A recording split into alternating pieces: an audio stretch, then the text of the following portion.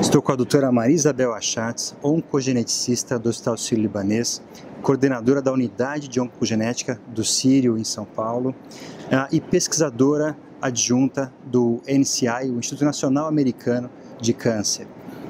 Maria Isabel, oncogenética, uma coisa importante, cada vez mais relevante, né? A gente está vendo que a oncogenética, o entender essa questão de risco familiar é importante tanto para a paciente, para intervenções de redução de risco, para tratamento, novas terapias e também para intervenção na família, né? E cada vez mais importante com esse monte de informação e de novas alterações genômicas.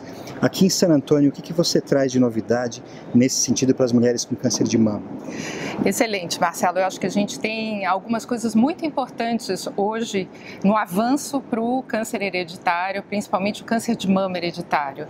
Nós falamos que 5 a 10% de todos os tumores são efetivamente hereditários e quando nós fazemos a identificação dessas mulheres que potencialmente têm um risco de ter um tumor hereditário, o próximo passo seria o teste genético. Fazemos um teste genético, hoje em dia um painel que engloba vários genes e ou nós encontramos um resultado positivo e detectamos uma síndrome, iniciamos todo um rastreamento para a família e para a paciente, ou então em algumas situações nós encontramos uma segregação, ou seja, nós vemos geração após geração casos de câncer, só que nós não encontramos a causa genética.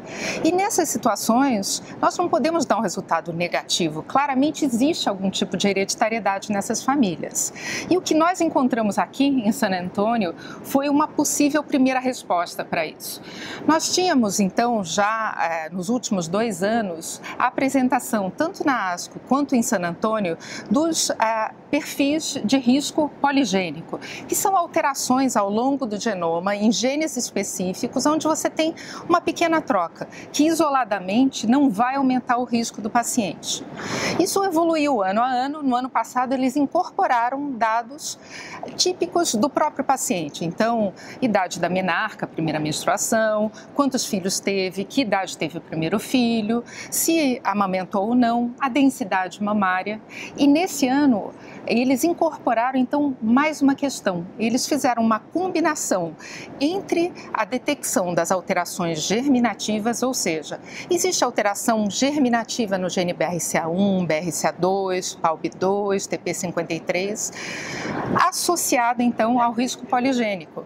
Então, o que nós podemos entender a partir dessas apresentações foi que, na verdade, hoje uma pessoa que tem uma alteração em BRCA1, por exemplo, que tem um risco que muitas vezes passa 70% para o desenvolvimento de um câncer de mama ao longo da vida, se ela tem um perfil poligênico específico, ela pode ter um downgrade. O que isso quer dizer? Ela pode ter um risco diminuído em relação a esse risco inicial, ficando por volta de 25%, 30% apenas. Então, com isso, a gente consegue separar aquelas mulheres que têm um alto risco por conta da alteração germinativa, mas que pelos hábitos pessoais e pelas alterações constitutivas nos polimorfismos, vai conseguir reduzir esse risco, diferenciando pessoas que teriam possivelmente mais indicação para uma cirurgia redutora de risco para aquelas que não têm. Então aqui tem os pontos importantes. Acho que o primeiro deles, e bem prático, uma mulher com história familiar ou com indicação de um teste para pesquisa de mutação germline. Isso. Faz um gene ou um painel? Um painel. Primeira Isso é fundamental. coisa é o painel. Isso, a gente com BRCA1 e BRCA2 cobre apenas 50%. Então é fundamental. Se existe suspeita, tentar um painel amplo. E com esses novos dados, uma vez que a mulher tem a mutação conhecida de um gene do BRCA1, para se definir qual que vai ser o risco real dela, esses novos testes poligênicos. Isso, aí a gente precisa ter muito cuidado, porque isso ainda não está validado para o público. E mais, nas mulheres avaliadas por esse estudo, o número de pacientes brasileiras foi 0. né? Nós temos um grupo pequeno de latinas, mas é importante saber que o paciente brasileiro é diferente do paciente latino em geral. Então, esse estudo não está validado nem para a população latina, muito menos para a população brasileira. Então, nós vamos precisar fazer um teste parecido, né? Um estudo controlado parecido na nossa população. Excelente. Pensando num outro ponto, na paciente com câncer de mama metastático, a gente tem todos os critérios de pesquisa de mutação germline para risco familiar. E nos Estados Unidos, cada vez mais, com as novas terapias-alvo, inibidores de PARP, imunoterapia, como que a gente vai colocar agora para a mulher que não tem história familiar, que em teoria não teria indicação de fazer pesquisa germline, na doença metastática? Como a gente vai traduzir isso que está sendo feito aqui para o Brasil? Isso. Eu acho que essa é a hora onde nós trabalhamos mais próximo, né, Marcelo? Com frequência você me fala, puxa, eu estou com uma paciente com câncer metastático e eu posso beneficiar de um tratamento com um inibidor da PARP. Vamos testar? Imediatamente eu te falo, vamos testar, né? O benefício que nós temos para essas mulheres é enorme. Então, hoje, o que é fundamental pensar é como apresentar isso para a paciente. Nós precisamos do aconselhamento genético, né? E por isso que você me procura. Qualquer médico pode pedir um teste genético, um teste germinativo, mas a diferença, como a paciente vai lidar com aquele resultado é muito diferente.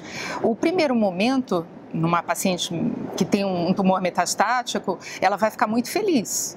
Só que, no momento que ela compreende que isso engloba um risco aumentado para as filhas, para as irmãs, para os filhos, inclusive, se a gente for pensar que, por exemplo, em BRCA2 você tem um risco muito alto para o homem, muito mais alto em comparação com o risco habitual para o desenvolvimento de câncer de próstata, né? Então, é importante esse momento do aconselhamento genético para a paciente já ir preparada para todo o impacto global que esse resultado pode ter para ela e para a família inteira. E uma grande deficiência que nós temos no Brasil é a dificuldade de ter pessoas que façam aconselhamento genético, mas isso, com todas as tentativas que nós vimos fazendo junto à MB, de inclusão, eu acho que em breve nós vamos ter mais profissionais. E sem dúvida, a oncogenética ela vai muito além de fazer um teste hereditário. Esse aconselhamento, o entendimento do que isso vai causar para a paciente e para a família é fundamental e é o que a gente tem feito no CIRIO. Isso. Obrigado, Maria Isabel. Muito obrigada, Marcela. Foi um prazer.